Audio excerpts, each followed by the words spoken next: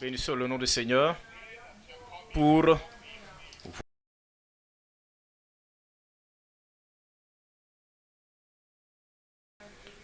Père, nous te remercions pour ton amour. Merci de te révéler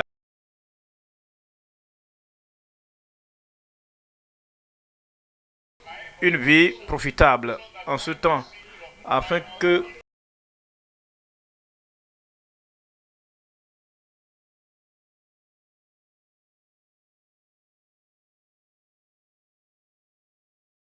récompensés en ce jour final. Nous demandons, Seigneur, que nous ne serons pas fatigués, nous ne serons pas faibles, nous ne serons pas épuisés.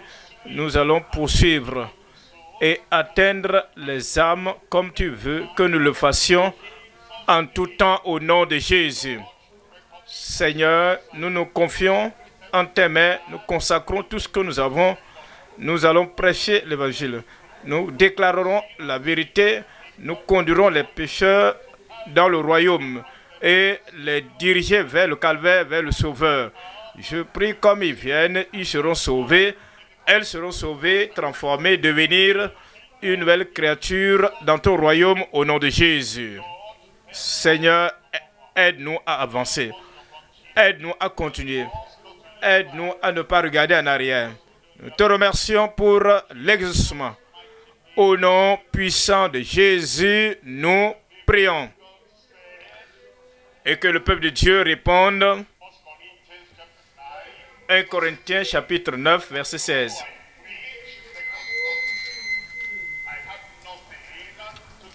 « 1 Corinthiens 9, verset 16.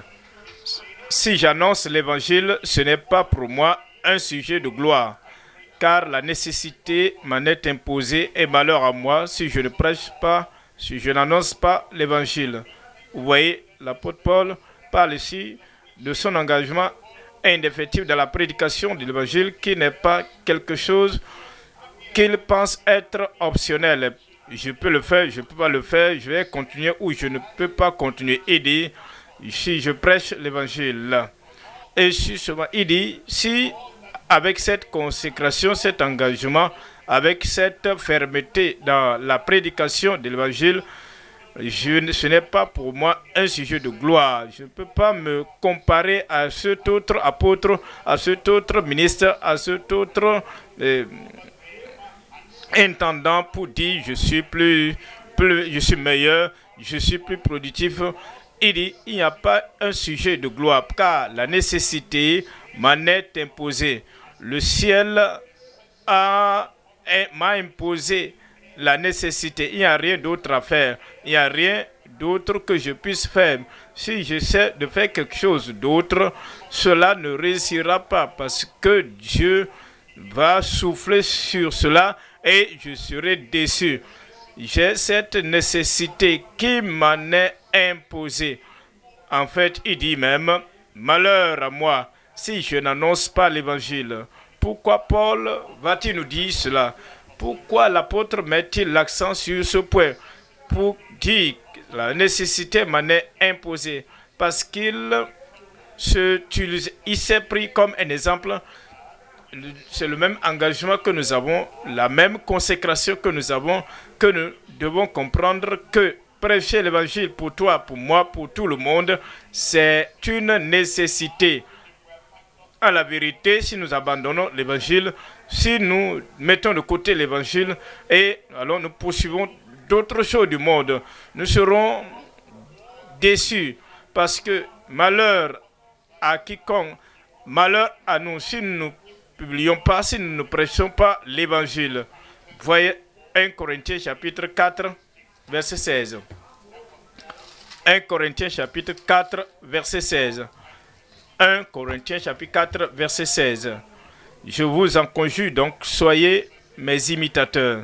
Quand j'ai enseigné sur la nécessité, quand j'ai parlé de l'importance du caractère impératif de ce que Dieu m'a confié, parlant de sa volonté et du commandement qu'il m'a confié, ce n'est pas juste pour moi. Je vous en conjure donc pour tous les croyants. Il dit, je vous en conjure donc, vous, tous les croyants, soyez mes imitateurs.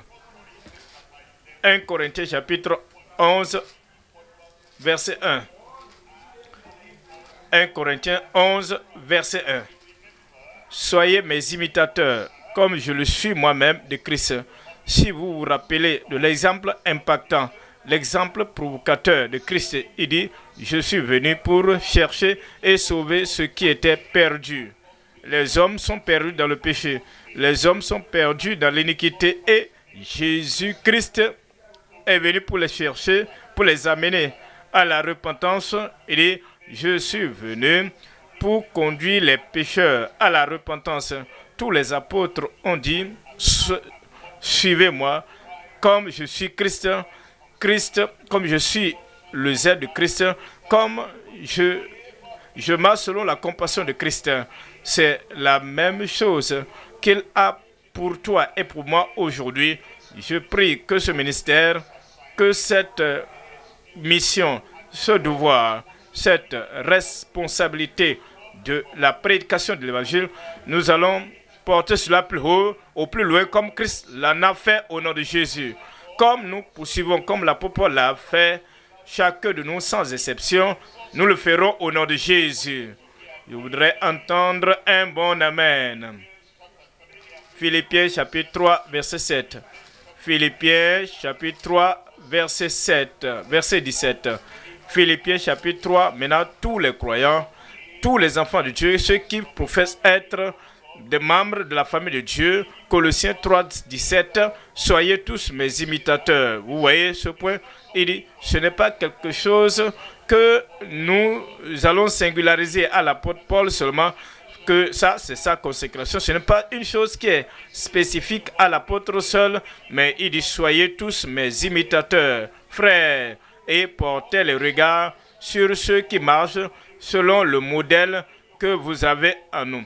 Quand vous m'observez, l'apôtre Paul dit, Timothée, Tite, Silas, Luc et d'autres compagnons de l'apôtre Paul qui se sont engagés à la prédication de l'évangile, qui se sont engagés à la prédication de la parole, à conduire les gens dans le royaume. Il dit maintenant, nous tous, les hommes et les femmes, nous tous qui sommes nés de nouveau, voici ce que nous devons suivre, voici ce qu'il faut faire, voici à quoi vous devez vous dédier, voici ce à quoi nous devons nous engager. Soyez tous mes imitateurs, frères, et portez les regards sur ceux qui marchent selon le modèle. Ne suivez pas les paresseux, ne suivez pas les négligents, ne suivez pas ceux qui tournent dos contre la volonté de Dieu et la mission que le Seigneur leur a confiée. Les gens que vous devez, sur qui vous devez porter le regard, les gens qui doivent être votre modèle, votre héros, c'est des gens qui suivent le Seigneur.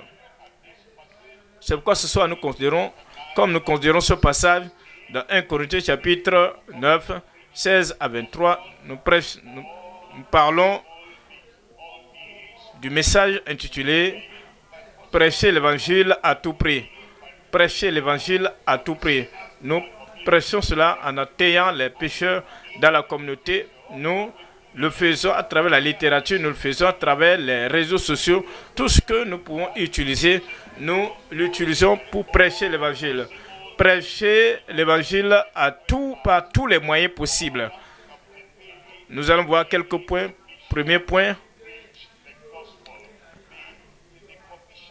la commission contraignante à prêcher l'évangile. La commission contraignante à prêcher, la commission prédominante, contraignante à prêcher l'évangile.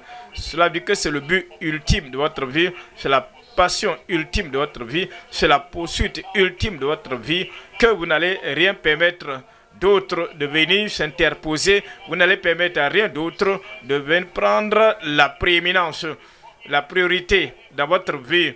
Vous prenez l'engagement à prêcher l'évangile. La commission prédominante et contraignante à prêcher l'évangile.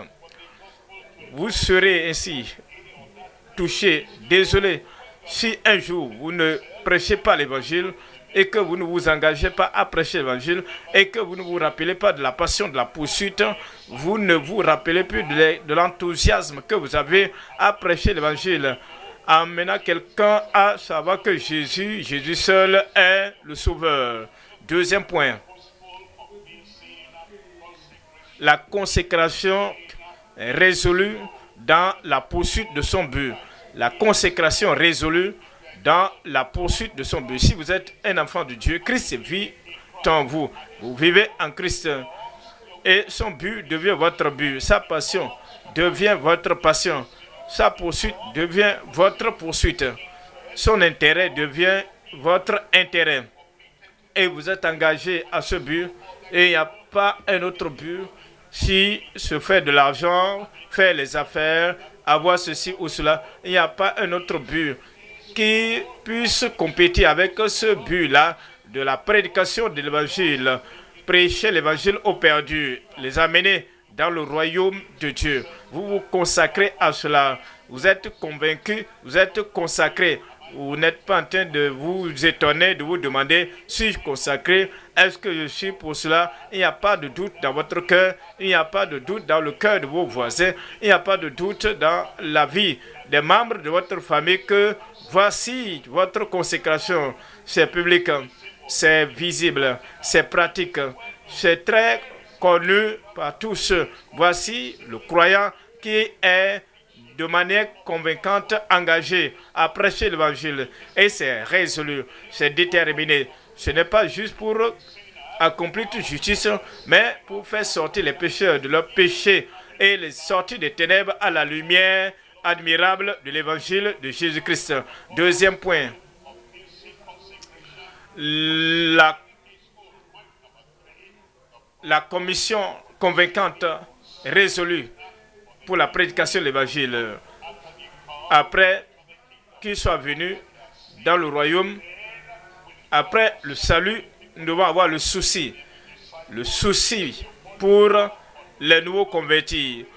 Les disciples, vous les suscitez, les convertis, vous les suscitez, afin qu'ils ne restent pas des nouveaux convertis pour toute leur vie durant, mais qu'ils soient des gens qui croissent dans le Seigneur.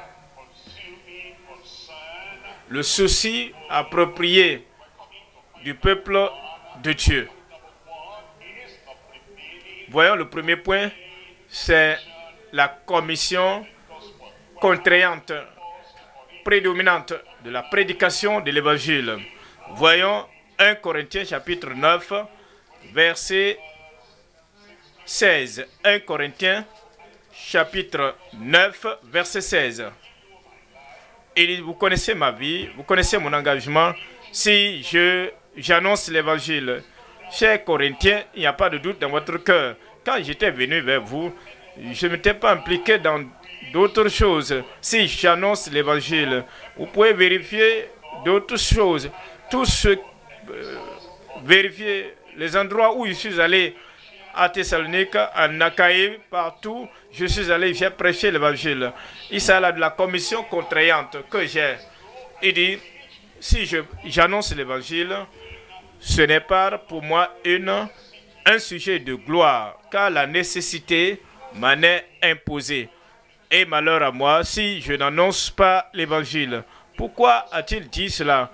À cause de la commission que le Seigneur lui avait confiée. Actes chapitre 9, verset 6.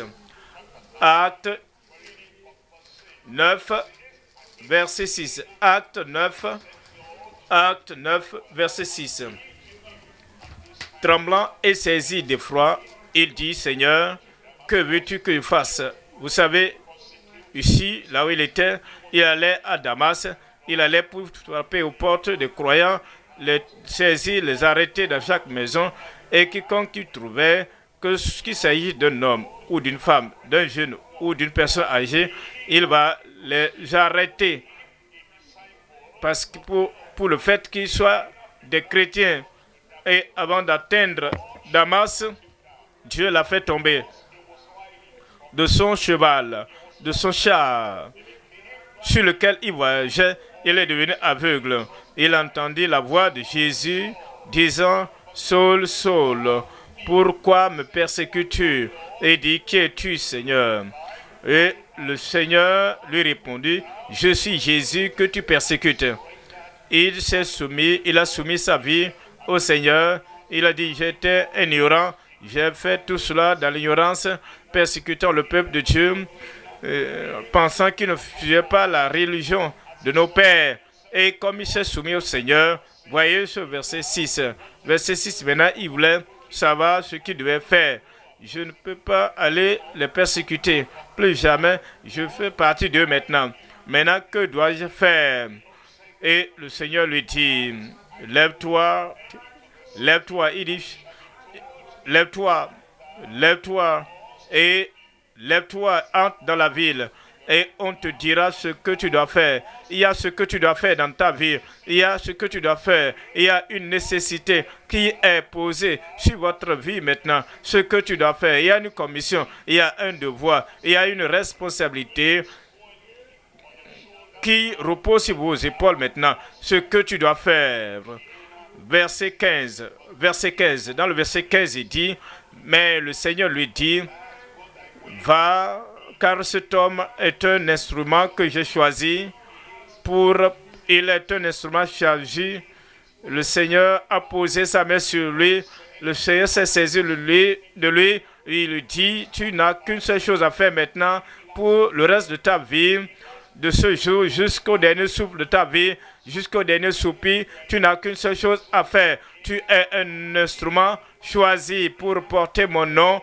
Pour porter mon nom, c'est le nom de Jésus. Pour porter mon nom, c'est le nom de Jésus en tant que sauveur. Pour porter mon nom en tant que le rédempteur. Pour porter mon nom en tant que le seul, l'unique sauveur. Celui qui est venu pour les sauver et les amener, les faire sortir de leurs mauvaises actions pour les amener dans le royaume. Pour porter mon nom devant les nations, numéro 1.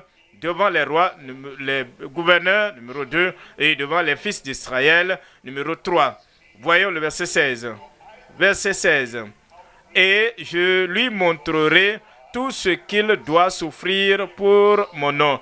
Il va souffrir pour cela. Pas parce que je le punis, mais parce que les gens qui sont aveuglés par la haine, parce que les gens qui ont rejeté et se sont rebellés contre l'évangile du salut ne pourront pas comprendre. Et ils vont mal comprendre l'évangile et persécuter l'apôtre Paul qui proclame cet évangile. Je lui montrerai tout ce qu'il doit souffrir pour mon nom. Mais cela ne va pas l'arrêter. Cela ne va pas le ralentir. Cela ne va pas l'en empêcher. Parce que la nécessité lui est imposée. Malheur à moi si je ne prêche pas l'évangile. Revenons en 1 Corinthiens chapitre 9, verset 17. 1 Corinthiens chapitre 9, verset 17. 1 Corinthiens 9, 17. Vous savez, il y a plusieurs manières dont nous pouvons faire ce que nous voulons faire. Nous pouvons le faire volontairement, nous pouvons le faire sans la volonté, nous pouvons le faire joyeusement, nous pouvons le faire en murmurant, nous pouvons le faire avec plaisir et nous pouvons également le faire de manière agréable. Nous pouvons le faire en murmurant, mais l'apôtre Paul dit, je dois le faire et je dois adapter ma pensée, adapter mon cœur, adapter ma volonté, ajuster ma disposition à ce que je dois faire. Et il est allé à la prison. Est-ce qu'ils ont souffert pour l'évangile, pour ce que je fais? Y a-t-il la souffrance? Est-ce qu'il doit toujours vouloir? Je ne peux plus retourner en arrière. Car si je fais ces choses, la prédication de l'évangile de manière volontaire, j'ai une récompense. Si je le fais de bon cœur, j'en ai la récompense. Mais si je le fais malgré moi, si je le fais et qu'au fond de moi je dis, pourquoi dois-je le faire? Pourquoi dois-je sortir pour prêcher l'évangile? Pourquoi dois-je être celui sur qui on met la pression pour amener ces autres, ces personnes? Pourquoi d'autres ne doivent pas se lever pour faire un peu de cela, pour qu'ils fassent un peu moins? Même si il allait il peut être en train de murmurer. Il dit, si je le fais, malgré moi-même, c'est une charge qui m'est confiée. Il s'est rendu compte qu'il n'y a rien d'autre qu'il puisse faire. Il s'est ajusté. Il dit, peu importe ce qui vient, peu importe qui s'en va, peu importe qu'il s'agit d'un ennemi, peu importe de qui il s'agit, un soutien, ou peu importe celui qui soutient ou ne soutient pas.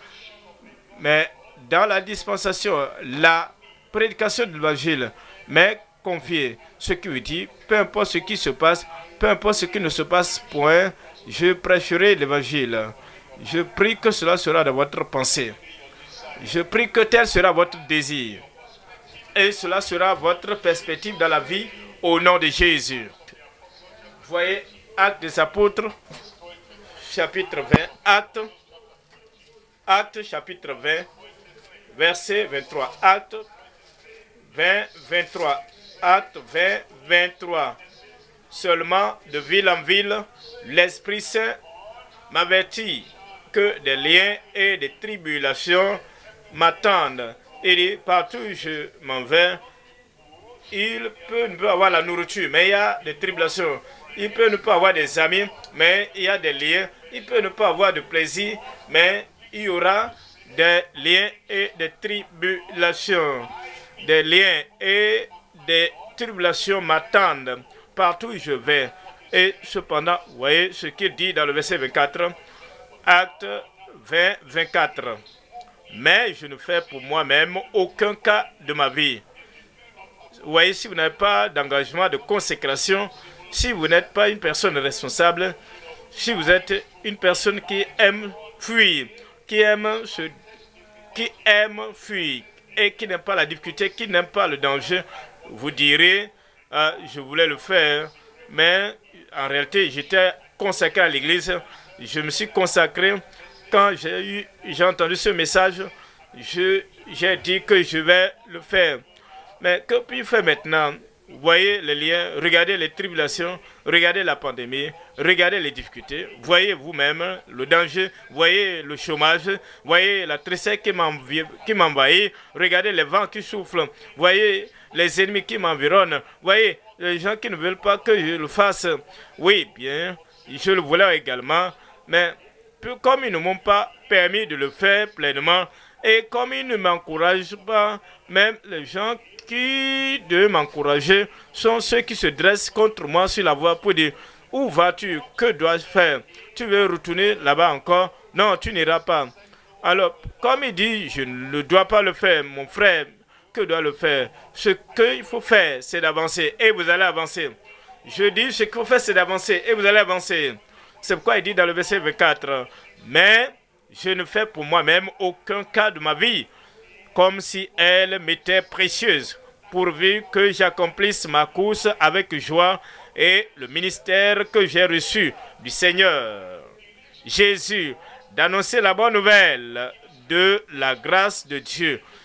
Achever la course, le ministère que j'ai reçu du Seigneur, d'annoncer la bonne nouvelle, de proclamer, de prêcher la bonne nouvelle de la grâce de Dieu. Et ça, c'est la priorité. La souffrance n'importe pas. Les liens ne m'importent. Les afflictions ne m'importent. Les oppositions ne m'importent. Mais la chose prioritaire et ma priorité, la priorité à laquelle il est engagé, c'est qu'il doit annoncer la bonne nouvelle de la grâce de Dieu. Les gens dans ce monde et dans notre monde ne comprennent pas le sens de la grâce de Dieu qui apporte le salut, la grâce du salut qui nous enseigne à renoncer à l'impiété, à l'injustice et à vivre dans ce monde d'une manière sobre, dans la sobriété. Les gens de cette époque et les gens de notre époque ne comprennent pas que Jésus-Christ s'est donné lui-même afin de purifier son peuple, de nous racheter de toute iniquité.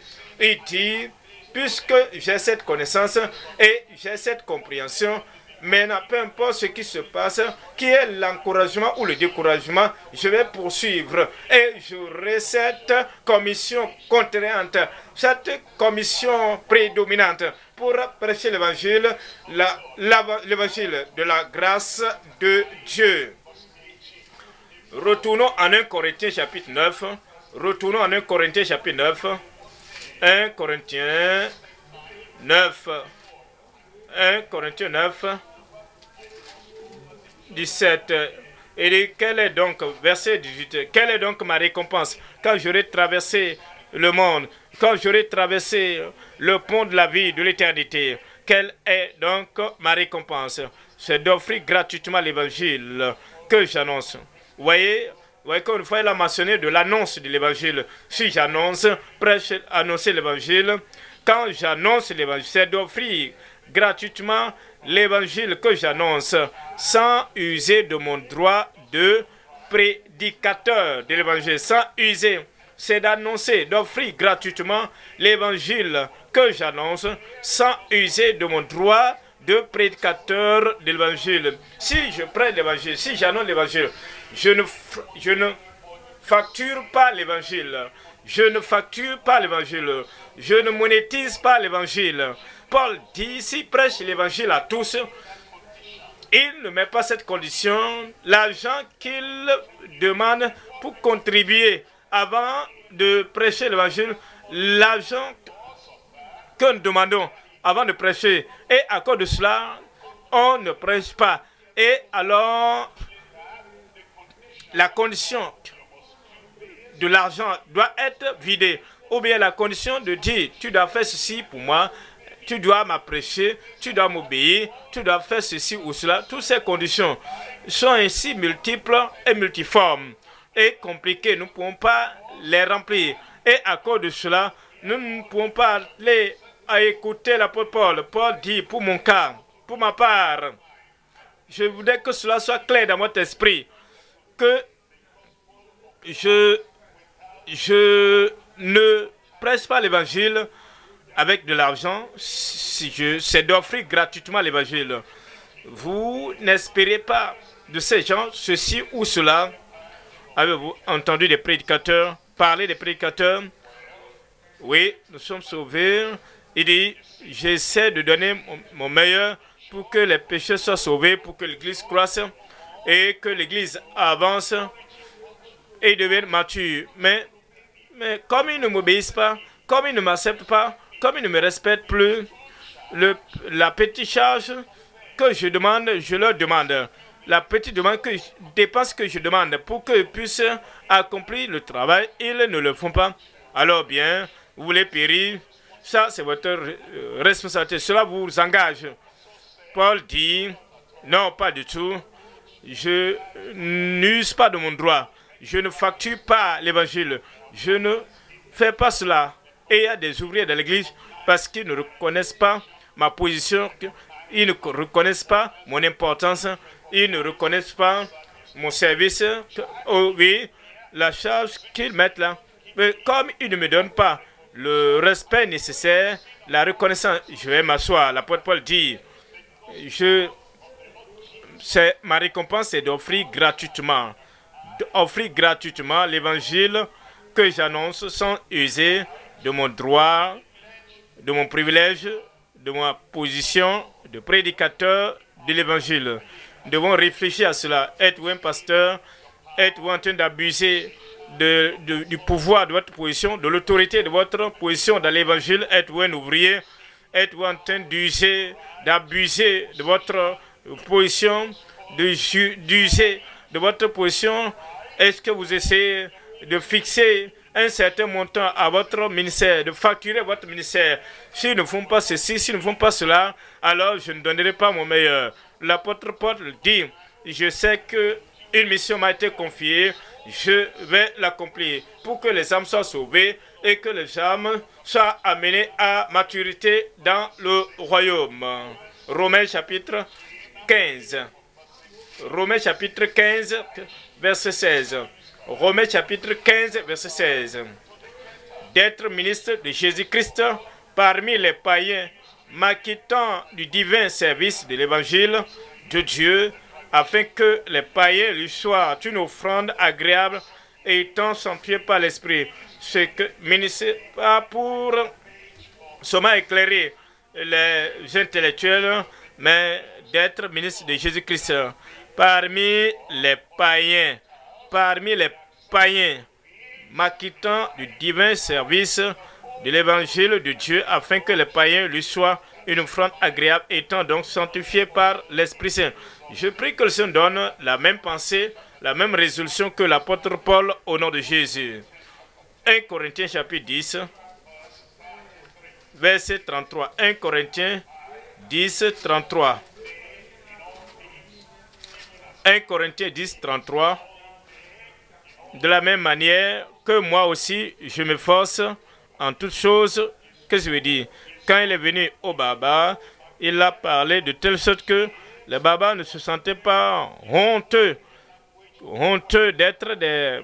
ne sentaient pas la honte d'être des barbares. Quand il était avec les Grecs, il a parlé selon leur niveau pour qu'ils puissent comprendre. Et il était à leur niveau. Quand il est venu vers les Juifs, il s'est adressé à eux à partir de l'écriture de l'Ancien Testament, partout il est allé. Il n'était pas là pour se complaire à tous, cherchant non mon avantage, mais celui ne cherchant pas ma propre promotion, ne cherchant pas mon propre plaisir, ne cherchant pas mon propre bien-être, mais celui du plus grand nombre, afin qu'il soit sauvé. Afin qu'il soit sauvé. Comme vous sortez pour prêcher l'évangile, comme vous sortez pour proclamer la bonne nouvelle du Seigneur, il y a un seul but dans votre pensée. Il y a quelque chose que vous devez avoir dans votre cœur, c'est qu'il soit sauvé. Parce que peu importe la grammaire que vous articulez, peu importe les écritures que vous citez, peu importe le niveau de connaissance que vous exhibez, et qu'il ne soit pas sauvé, le but de votre prédication est nul. C'est pourquoi je prêche l'évangile, c'est pourquoi je fais ce que je fais. Ce n'est pas pour me complaire, ce n'est pas pour chercher mon propre intérêt, ce n'est pas pour chercher mon propre plaisir, ce n'est pas pour me satisfaire moi-même, mais cherchant non mon avantage, mais celui du plus grand nombre, afin qu'il soit sauvé. Je prie que le Seigneur donne à chacun de nous cette même consécration et engagement au nom de Jésus. Un bon Amen. Luc, chapitre 9, verset 23. Luc, chapitre 9, 23. Luc 9, 23. Luc 9, 23. Puis il dit à tous, si quelqu'un veut venir après moi, qu'il renonce à lui-même. Vous savez, si vous devez venir et suivre Christ, si vous devez vivre comme Christ a vécu, si vous devez faire ce que Christ aurait pu faire s'il était encore sur terre, cherchant à sauver les perdus, si vous devez faire quelque chose et que vous suivez les traces du Seigneur Jésus-Christ, vous allez vous renoncer à vous-même. Mais vous savez, si vous sortez en tant que croyant pour dire je suis un croyant, je suis un gaillard d'âme, et que vous ne pouvez pas vous renoncer à vous-même. Si vous avez faim, c'est la fin de la journée. Si vous avez soif, la journée est terminée. La journée du guet des âmes est terminée. Si vous avez un peu de chaleur sur vos orteils, c'est la fin de cette journée. Tout petit déplaisir, inconfort, vous dites tel ne m'a pas salué et ne m'a pas regardé de manière favorable, tel, peut-être ils ne m'aiment pas, et ils ne veulent pas que je sois parmi eux. Un peu de choses va t'amener à battre en retrait pour dire je ne le ferai plus. Le Seigneur dit, si vous devez le suivre et suivre son modèle de vie et suivre son style de vie et le suivre dans l'évangélisation et le suivre en tout ce que vous faites, vous devez vous renoncer à vous-même et prendre votre croix chaque jour et le suivre. Verset 59. Dans le verset 59, Luc 9, 59, il dit à un autre sur moi, et il répondit, Seigneur, permets-moi d'aller d'abord ensevelir mon père. Mon père vient juste de mourir. Et je dois attendre, je dois planifier, je dois organiser les funérailles. Et lorsque j'aurai fini, et lorsqu'on aura traversé tous les rites cérémoniels, je reviendrai. verset 60. Luc 9, 60. Mais Jésus lui dit, laisse les morts ensevelir leurs morts. Et toi, va annoncer le royaume de Dieu. Voici combien important, voici combien indispensable, combien impérieuse la prédication de l'évangile. Laisse les morts ensevelir leurs morts. Laisse les gens qui peuvent gérer les choses du monde. Ils vont gérer cela, que vous soyez là ou pas. Ils peuvent vous insulter, ils peuvent vous abuser, vous mépriser, vous ridiculiser pour votre absence, mais ils le feront. Mais toi, va et prêche l'évangile. Verset 61, verset 61. Et un autre dit, je te suivrai, Seigneur. Mais il y a des gens qui mettent main à leur consécration, qui mettent un main à leur engagement. Il y a des gens qui mettent un main à leur vœu. Il y a des gens qui mettent un main à la promesse qu'ils ont faite au Seigneur. Un autre dit, je te suivrai, Seigneur. Je t'accepte comme le Seigneur de ma vie, comme le directeur de ma vie. Je t'accepte comme celui qui contrôle ma vie. Et je te suivrai. Mais permets-moi d'abord. Permets-moi d'aller d'abord. Il y a des gens qui se mettent d'abord devant. Avant le salut des gens. Ils sont premiers. Avant la restauration des rétrogrades, ils se mettent en première ligne. Et leur première poursuite, leur idée, c'est eux-mêmes. Avant de faire ce qu'ils ont promis faire au Seigneur. Ils veulent réussir dans les affaires du monde, prendre tel emploi, prendre tel autre. Ils veulent combiner 3 emplois, 3 jobs pour se faire beaucoup d'argent. Et alors, permets-moi d'aller d'abord prendre congé de ceux de ma maison. Voyez le verset 62. Jésus lui répondit, quiconque dans cette génération-là et dans la génération présente, Jésus lui dit, quiconque met la main, quiconque dans l'église, quiconque n'importe où, quiconque met la main à la charrue et regarde en arrière, n'est pas propre au royaume de Dieu.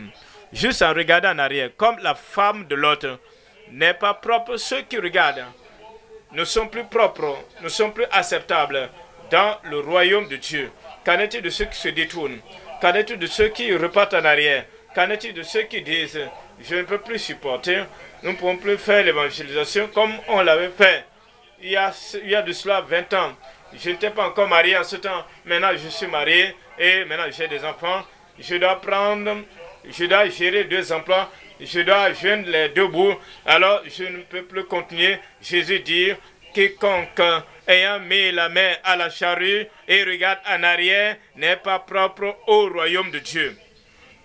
La nécessité en est imposée à chaque croyant et malheur à tout croyant qui cessera de prêcher l'évangile à cause des défis du jour, à cause des défis de son temps. Le Seigneur nous donnera la compréhension. Et le feu du Seigneur, le feu du Saint-Esprit brûlera dans tout cœur aujourd'hui au nom de Jésus. Nous allons obéir aux paroles de Christ. Allons au deuxième point maintenant. Deuxième point. La consécration déterminée et convaincante dans la poursuite de son but. Son but. Il y a des gens qui lisent à propos des affaires, du succès, ils lisent au sujet de n'importe quel projet, ceux qui leur enseignent, ceux qui les forment, pour leur dire, si vous voulez réussir, si vous voulez être un millionnaire, il y a une seule chose essentielle dans votre vie, vous devez fixer des objectifs. Et l'objectif doit être défini. Et vous devez maintenir cet objectif comme priorité. Et si vous devez gagner tel montant, je ne dois pas laisser comme ça vite. Vous devez avoir un but, une poursuite, une date. Vous devez dire, d'ici décembre 2000, d'ici le 21 décembre, je veux avoir dans mon compte en mon nom tel. Quand vous fixez ce but, vous le poursuivez et vous ne permettez à rien. Vous ne permettez à aucune religion, ou ne permettez pas au culte de l'Église. Vous ne permettez pas à l'évangélisation de s'interférer. Ces gens sont des perdants.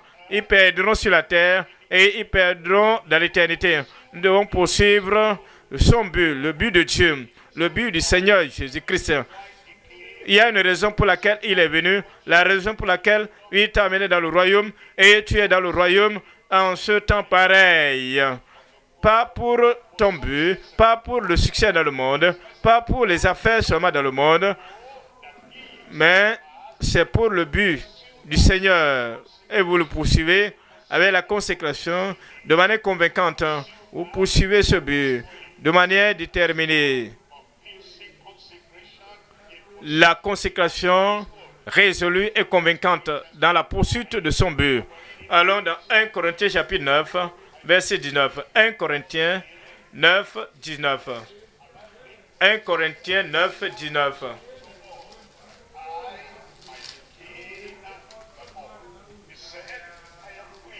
Car bien que je sois libre, oui, je suis libre de tous.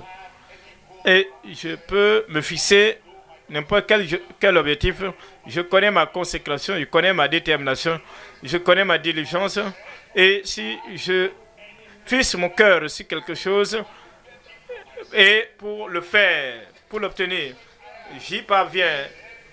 Et dit maintenant, même si j'ai la possibilité de le faire, et que j'oublie le besoin des païens, j'oublie le salut des Juifs, et que j'oublie la commission que le Seigneur m'a donnée, il est bien que je sois libre à l'égard de tous. Je me suis rendu le serviteur de tous. Il ne m'oblige pas. Aucune église ne met l'obligation sur moi.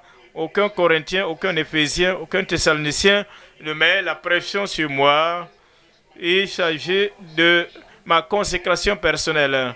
Oui, je me suis rendu le serviteur de tous. Pourquoi? Afin de gagner le plus grand nombre. Afin de gagner le plus grand nombre des païens. Afin de gagner le plus grand nombre des philosophes, des juifs. Et les amener à l'évangile de notre Seigneur Jésus-Christ. C'est ce que le Seigneur veut de chacun de nous. Et c'est ce qu'il veut que nous fassions. C'est là l'exemple que le Seigneur Jésus-Christ a tracé. Il s'est rendu pauvre pour qu'à travers sa pauvreté, vous soyez enrichis spirituellement, vous soyez enrichis dans la foi, enrichis dans la parole. Voyons Philippiens chapitre 2.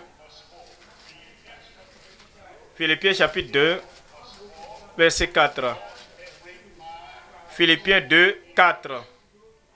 Que chacun de vous, au lieu de considérer ses propres intérêts, mon programme, mon projet, mon succès, mon but, mes réalisations, ma poursuite, ma détermination et ce que je cherche dans mon cœur, que chacun de vous, au lieu de considérer ses propres intérêts, considère aussi ceux des autres. Comment d'autres seront-ils sauvés de ce qu'ils visent? Comment d'autres seront-ils affermis dans le royaume? Ça, c'est sa résolution, c'est son but. Comment d'autres seront formés à être des disciples de Christ? Comment d'autres pourront-ils croître et prendre de l'envol comme des aigles? Cela doit être le but. Ne cherchez pas que dois-je souffrir, quel plaisir dois-je abandonner. Qu'aurais-je pu... Si je m'engage aujourd'hui, et ne pensez pas à vous-même, mais que chacun se focalise sur son défi, son problème. Dans le verset 5, il dit, « Ayez en vous les sentiments qui étaient en Jésus-Christ. Que la pensée de Christ soit en vous. Que les sentiments de Christ, du Sauveur, soient en vous. Que les pensées de sacrifice de Christ soient en vous. Que les sentiments qui étaient en Jésus-Christ soient en vous. » Verset 6. Verset 6. « Lequel, existant en forme de Dieu, n'a point regardé comme une proie a arraché d'être égal avec Dieu.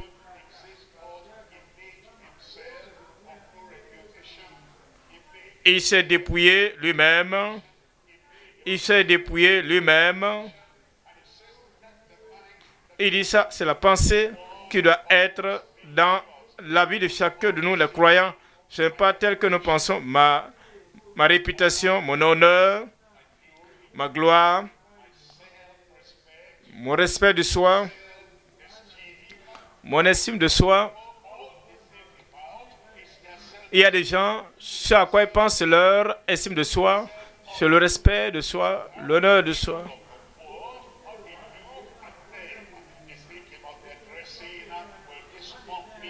Et ils ne pensent pas à leur habillement pour dire est-ce que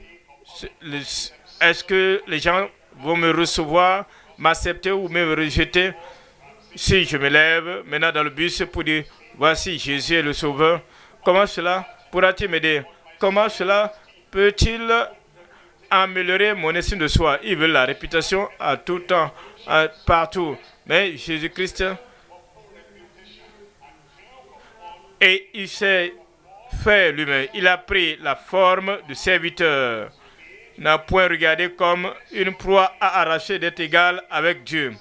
Mais s'est dépouillé lui-même en prenant une forme de serviteur, en devenant semblable aux hommes et ayant paru comme un simple homme. Il s'est humilié lui-même, se rendant obéissant jusqu'à la mort, même jusqu'à la mort de la croix. Jésus s'est humilié et il est devenu obéissant jusqu'à la mort, même jusqu'à la mort de la croix. C'est l'appel que nous avons. Et c'est ce que l'apôtre Paul dit. Et il dit, c'est pourquoi je souffre ces choses. 2 Timothée chapitre 2. 2 Timothée chapitre 2, verset 10. 2 Timothée chapitre 2, verset 10. C'est pourquoi je supporte tout. Je supporte tout. Regardez-moi ici. Qu'avez-vous supporté? Quelle insulte, quelle moquerie, quel assaut, quelle pression, quelle persécution avez-vous enduré? Qu'avez-vous enduré en prêchant aux pécheurs? Qu'avez-vous supporté? Que pouvez-vous dire? Que les gens vous ont jeté? Qu'est-ce que les gens ont-ils dit à votre sujet? Comment se fait-il que dans notre vie, nous ne pensons plus au sacrifice? Je dois endurer, je dois suivre. Les choses viennent et prennent la direction que je n'espérais pas, mais parce que vous prêchez l'évangile, parce que vous proclamez l'évangile, et c'est ce qu'il faut faire pour endurer. Mais si chaque fois vous ne pensez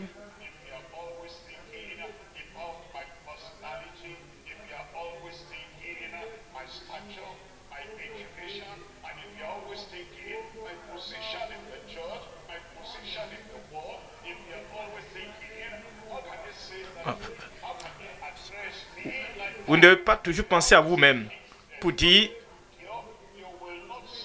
que me font-ils?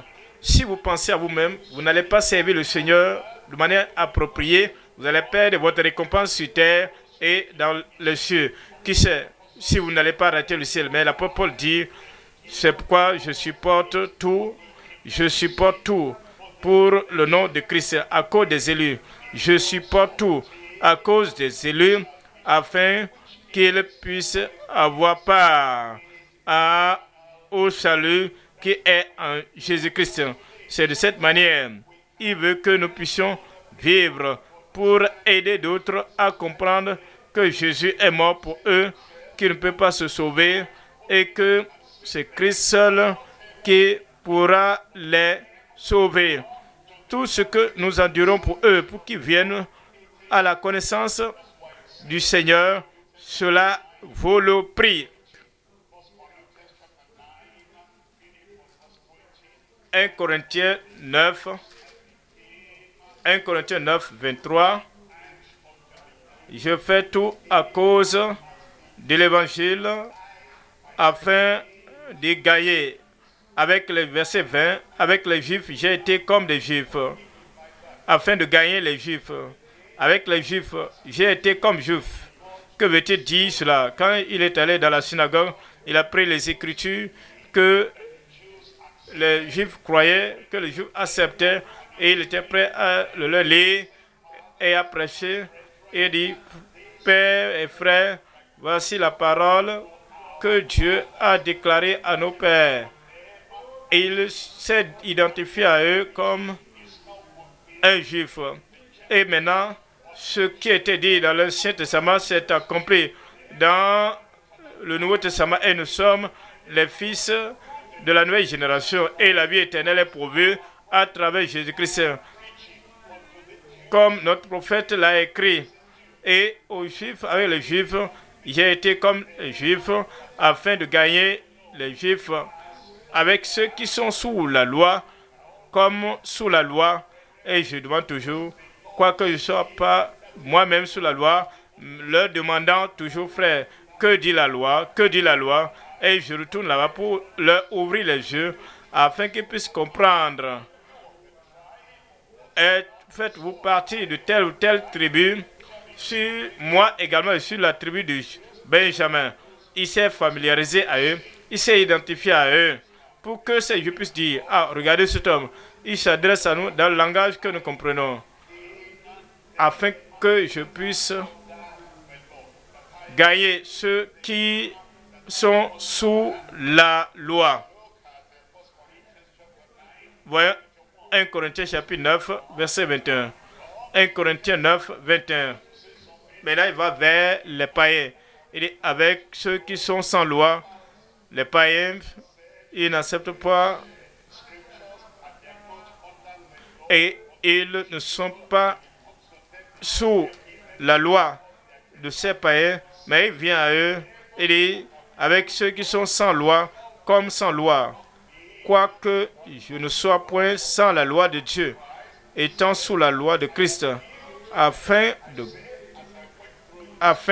gagner ceux qui sont sans loi, afin de gagner, au final, rencontrer. Il ne cite pas les Écritures parce que ces gens ne comprenaient pas, mais il leur parlait dans le langage qu'ils comprenaient.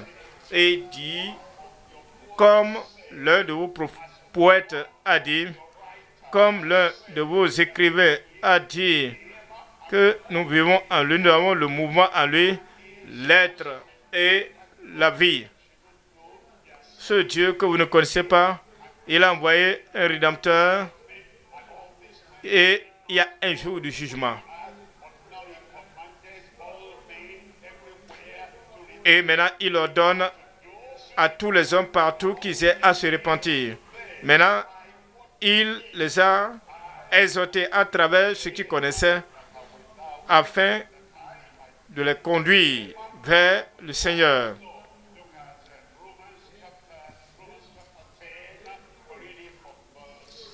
Romains chapitre 10. Romains 10, verset 1. Romains 10, verset 1. Frère, le vœu de mon cœur et ma prière à Dieu pour eux, c'est qu'ils soient sauvés. Quand je vais vers ces Juifs, je ne vais pas les contredire, je ne vais pas les offenser, je vais présenter l'évangile à partir de dans leurs écritures et ils pourront connaître, savoir et être sauvés. Et il dit, le vœu de mon cœur et ma prière à Dieu pour Israël, c'est qu'il soit sauvé. Allons maintenant en Romains chapitre 11. Romains 11, verset 13. Romains 11, verset 13. Je vous le dis à vous, païens.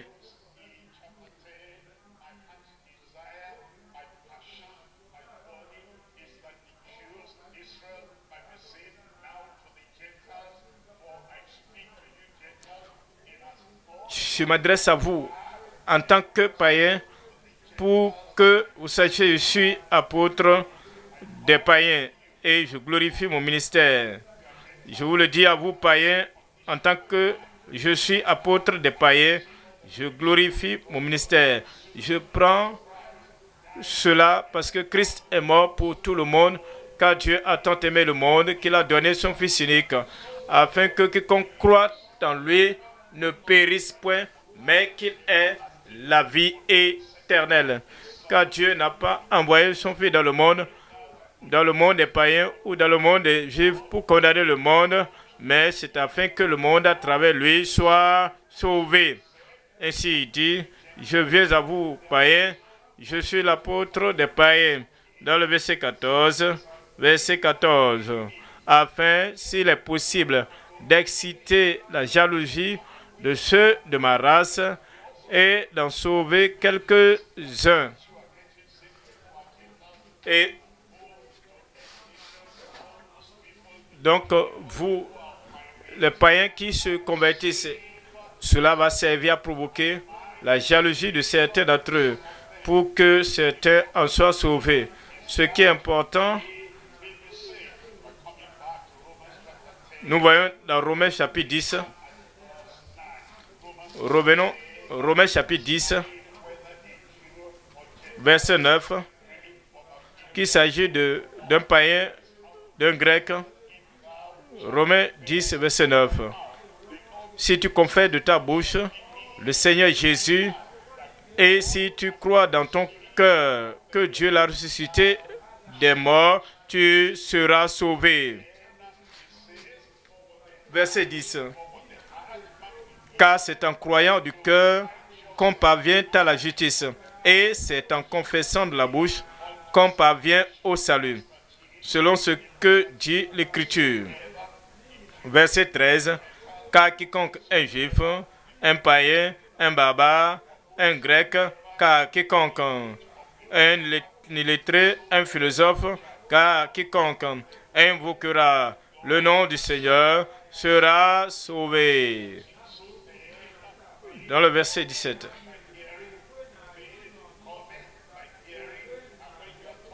Et lorsque vous parlez aux Juifs, vous n'allez rien dire qui va les amener à bloquer leurs oreilles. La foi vient de ce qu'on entend. La foi pour le salut vient par ce que nous écoutons. Si vous êtes fidèle, dans ce que vous faites et que les païens, les Juifs ne ferment pas les oreilles pour entendre l'évangile, la foi naîtra car la foi vient de ce qu'on entend et ce qu'on entend vient de la parole de Dieu. Je prie que Dieu nous donne tout ce qu'il faut pour prêcher à tout le monde, à nous renonçant nous-mêmes et amenant ces gens à entendre l'évangile au nom de Jésus. Amen. Voyons maintenant le troisième point. Troisième point, le souci approprié. Le souci approprié. Le souci approprié. Lorsque vous avez le souci, si c'est un souci superficiel, lorsque vous mettez l'eau sur le réchaud et vous mettez un peu, l'eau peut chauffer. Cela ne pourra pas toucher. C'est lorsque vous mettez l'objet à cuisiner dedans, si l'eau bout un peu, ça ne va pas affecter ce que vous avez mis dans la casserole, mais lorsque ça bout à 100 degrés, avec la vapeur, cela va affecter cet objet. Alors, nous devons avoir le gel profond. Si nous disons, la personne que je vois tous les jours là, si à la fin des jours, des temps, va de l'autre côté en affaire, quelle pitié, quelle misère, à cause de cette réalité, vous avez un souci approprié, profond. Le souci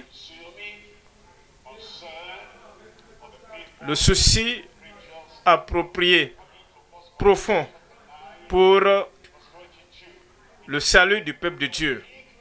Il dit, avec les faibles, j'ai été faible, afin de gagner les faibles. Je me suis fait tout à tout, afin de gagner par tout le moyen, de sauver par tous les moyens quelques-uns. Certains sont solitaires et le seul moyen à utiliser pour les atteindre, à écouter, c'est de s'approcher d'eux, résoudre leurs problèmes de solitude. D'autres sont malades et n'ont personne pour prendre soin d'eux. Mais la seule manière pour les amener à écouter, c'est de prendre soin d'eux, prier pour eux. Certains sont affligés et ils se sentent éprouvés et trahis dans la vie, de sorte qu'ils ne croient plus à personne, n'importe où, et ils vivent comme des solitaires. La main dont nous devons les aider, c'est de nous rapprocher pour ôter ces pensées qu'ils ont en eux. D'autres ont perdu des choses et n'ont plus rien. La seule manière pour les atteindre, c'est de pouvoir acheter des choses matérielles qu'ils ont perdues.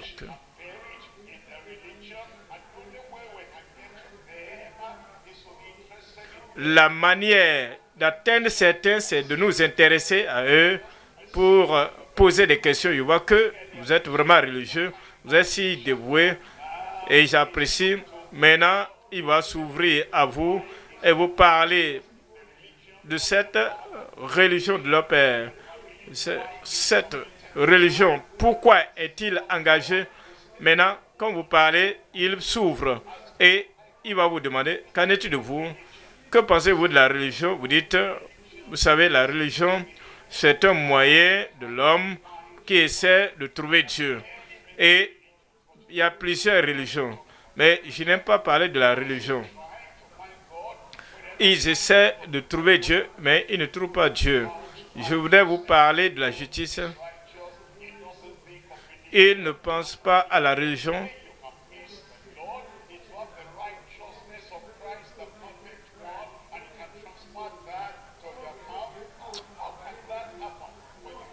Lorsque vous amenez cette personne à parler pour écouter la parole, pour dire avec les faibles, j'étais faible. Je me suis fait tout à tous, par tout moyen.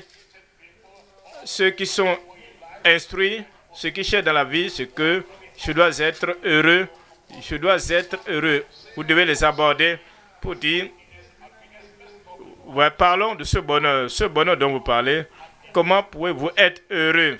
Il dit, si je peux avoir telle somme d'argent et que j'ai tel niveau, je serai heureux. Et vous dites, si vous avez tout l'argent du monde, qu'en est-il? Si vous avez tout l'argent du monde et que votre femme se sent négligée et abandonnée, qu'en est-il si vous avez tout l'argent du monde et que vos enfants se sentent négligés et disent, papa, nous nous sentons négligés? Comment, si vous voyagez par-ci, par-là, et vous avez toute cette popularité, et à l'interne, à la maison, vous êtes en train de vous ruiner, quel sera le bonheur? N'avez-vous pas appris des millionnaires, des milliardaires qui se sont suicidés parce que la vie est devenue dure, amère? Vous allez vers eux, vous leur faites comprendre que leur argent ne servira à rien. Mais vous savez, vous connaissez le cœur, vous connaissez leurs pensées et vous savez ce qu'ils cherchent. Alors vous dites, je me fais tout à tout, je suis à la maison. Quand je suis à la maison, je peux interagir, je peux parler. L'objectif, c'est que je puisse gagner par tout moyen certains. Il y a des gens qui disent, je n'ai pas le temps, je ne vais pas écouter la prédication maintenant. Après cela, maintenant, vous avez maintenant, si vous avez leur numéro, vous leur envoyez leur numéro sur la plateforme par laquelle ils comprendront pour ainsi sortir de leurs conditions par tous les moyens. Tout ce qu'il faut faire, prêcher leur l'évangile. Qu'ils aient l'évangile qui va changer leur vie, l'évangile qui va les transformer. Je prie comme nous le faisons. Le Seigneur touchera parmi eux des gens et ils vont le connaître comme le Seigneur sauveur personnel au nom de Jésus. Donnez-moi un bon Amen. Voyons Hébreux chapitre 2. Hébreux chapitre 2. Hébreux 2, verset 3. Comment échapperons-nous en négligeant? Comment échapperons-nous? Comment échapperez-vous si vous avez toute la connaissance de la Bible, mais vous négligez un si grand salut qui, annoncé d'abord par le Seigneur, nous a été confirmé par ceux qui l'ont entendu. Si vous êtes né de nouveau et que vos connaissances, vos parents, vos collègues, vos colocataires ne sont pas nés de nouveau, vous préparez dans la même cuisine, vous lavez dans la même douche, mais jamais vous ne leur parlez du salut. Comment échapperont-ils s'ils abandonnent, s'ils rejettent, s'ils négligent un si grand salut qui a été d'abord annoncé d'abord par le Seigneur et nous a été confirmé par ceux qui l'ont entendu. Le salut est disponible pour tout le monde. Et la vie éternelle est disponible pour les Juifs, les païens. Maintenant, vous devez faire un pas en avant et accepter. Parce que 2 Pierre 3, 9, 2 Pierre 3, 9, 2 Pierre 3, 9, le Seigneur ne tarde pas dans l'accomplissement de la promesse, comme quelques-uns le croient. Il y a des gens qui disent, depuis qu'il a dit, pourquoi cela n'arrive-t-il pas? La trompette sonnera à tout moment. Mais les gens disent, pourquoi cela ne vient pas? Mais le Seigneur ne tarde pas dans l'accomplissement de la promesse, comme quelques-uns le croient, mais il use de patience envers vous, pas seulement envers vous, mais envers votre père, votre mère, vos frères, vos amis, vos collègues. Le Seigneur use de patience envers vous, ne voulant pas qu'aucun périsse, mais voulant que tous arrivent à leur repentance. Avez-vous la même pensée que Dieu et que vous ne voulez pas que quelqu'un périsse? Vous leur parlez, vous attirez leur attention, vous leur dites la bonne nouvelle du salut. Et vous leur dites, peu importe leur bonté, leurs bonnes œuvres, il n'y a aucun autre nom qui a été donné sous le soleil par lequel nous pouvons être sauvés. C'est uniquement le nom de Jésus. Vous devez croire au nom du Seigneur Jésus-Christ. Ils doivent croire avant que eux et leur maison ne soient sauvés. C'est ce qui doit être fait afin qu'ils ne périssent point. Car le Seigneur ne veut pas qu'aucun périsse, mais que tous parviennent à la connaissance de la vérité. En Tite chapitre 2, Tite 2, verset 11. Tite 2, verset 11. Car la grâce de Dieu, source de salut, tout est par grâce. Jésus-Christ a payé le prix, il a versé le sang, et maintenant, tout ce que les gens doivent faire, c'est la révélation, c'est l'appropriation de ce que Jésus a pourvu, le salut qu'il a pourvu. Et il n'y aura pas cette révélation, à moins que vous n'alliez vers eux pour le leur dire. Ils n'auront pas la révélation, à moins que vous proclamez la bonne nouvelle de l'évangile du Seigneur. Car la grâce de Dieu, si vous prêchez l'évangile, la voie du salut doit être claire. Repentez-vous, croyez au Seigneur Jésus et tenez fermement à lui. Il est le seul qui pourra vous sauver, car la grâce de Dieu, source de salut pour tous les hommes, a été manifestée. Verset 12. Elle nous enseigne à renoncer à l'impiété et aux convoitises mondaines. Si vous devez être sauvés, ceux qui clament être sauvés doivent renoncer à l'impiété, doivent renoncer aux convoitises mondaines. Ils doivent renoncer à tout occultisme, toute impureté, toute ténèbre, et à vivre dans le siècle présent selon la sagesse, la justice et la piété. Et vous révélez la pensée de Dieu, cette grâce de Dieu qui apporte le salut. Elle nous enseigne à renoncer à l'impiété et aux convoitises mondaines et à vivre dans le siècle présent selon la sagesse, la justice et la piété. Lorsque ce salut vient à nous, nous devenons de véritables vrais enfants de Dieu et nous devenons de nouvelles créatures en Christ. Nous vivons de manière sobre dans ce siècle présent. Nous menons cette vie qui montre que Christ est entré, que le Sauveur a pris contrôle de notre vie et que le Sauveur est maintenant aux commandes de notre vie. Il est dans le verset 13, Tite chapitre 2, verset 13. En attendant la bienheureuse expérience et la manifestation de la gloire du grand Dieu et de notre Sauveur Jésus-Christ, verset 14, qui s'est donné lui-même pour nous afin de nous racheter de toute iniquité. Par son sacrifice, il a satisfait aux exigences du Père céleste. Alors, tous nos péchés, tous tes péchés ont été déposés sur Christ, puisqu'il a porté le châtiment de tout le monde. Et le châtiment contre le péché ne pourra pas être double parce que Christ a payé le prix. Et il a payé le prix si le péché se donne et que maintenant le salut est disponible. Tout ce qu'il faut faire, c'est tes amis, ce qu'ils doivent faire, tes parents, ce qu'ils doivent faire, tes voisins, ceux à qui tu as prêché l'évangile, c'est d'accepter Jésus-Christ,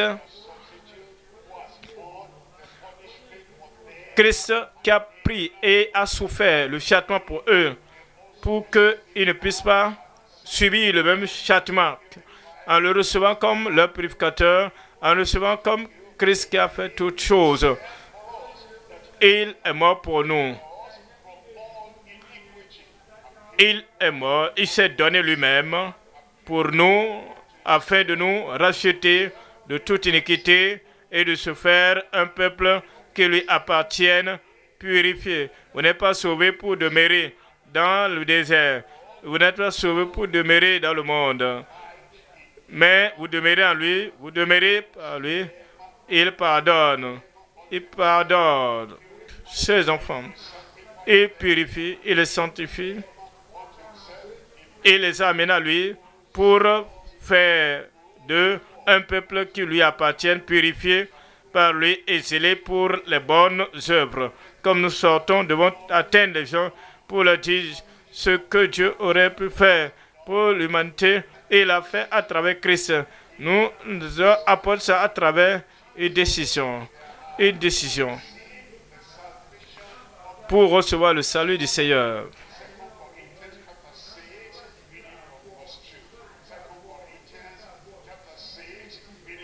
2 Corinthiens chapitre 8, verset 2. 2 Corinthiens 8, 2. 2 Corinthiens 8, 2.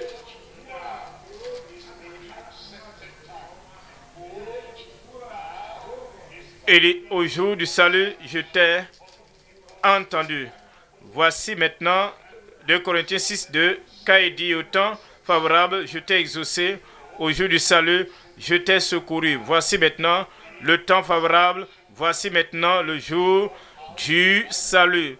Le jour du salut. Si vous allez à l'église, peut-être vous dites, c'est lorsque je serai à l'église. Non, là vous êtes, vous pouvez vous repentir. Nous ne savons pas ce qui adviendra demain. C'est pourquoi vous n'allez permettre à personne de dire, je vais attendre un autre moment, je vais attendre une autre opportunité. Voici maintenant le jour du salut. La parole est tout près de toi et la parole dans ta bouche, comme tu sors pour proclamer cette parole, cette bonne nouvelle, comme l'apôtre Paul, comme le Seigneur Jésus-Christ, comme les apôtres du Seigneur Jésus-Christ, comme ils l'ont fait. Et des multitudes se sont converties au Seigneur, vous le ferez. Des multitudes vont se donner au Seigneur à cause de vous. Et ils s'en allaient partout, prêchant l'évangile. Et le Seigneur confirma la parole par les signes qui l'accompagnaient. Le Seigneur ira avec vous. Le Seigneur sera avec vous. Et ce que vous enseignez, l'Esprit de Dieu va prendre la parole pour produire la conviction dans le cœur, les pousser à la repentance, à la foi en Christ, au salut, au nom de Jésus. Vous n'irez pas les mains vides. Quand vous allez quitter ce monde, Le Seigneur Jésus-Christ, il vous a envoyé. Alors il dit, il vous envoie, vous allez avec la parole du salut vers tous ceux que vous rencontrerez au nom de Jésus. Levons-nous maintenant et parlons au Seigneur dans la prière. Levons-nous, nous avons beaucoup entendu, comme l'apôtre l'a fait en son temps, prions que le zèle pour le faire, l'engagement pour le faire, la consécration pour le faire, et la passion profonde, le souci profond pour le faire. Le Seigneur donnera cela à chacun de nous au nom de Jésus.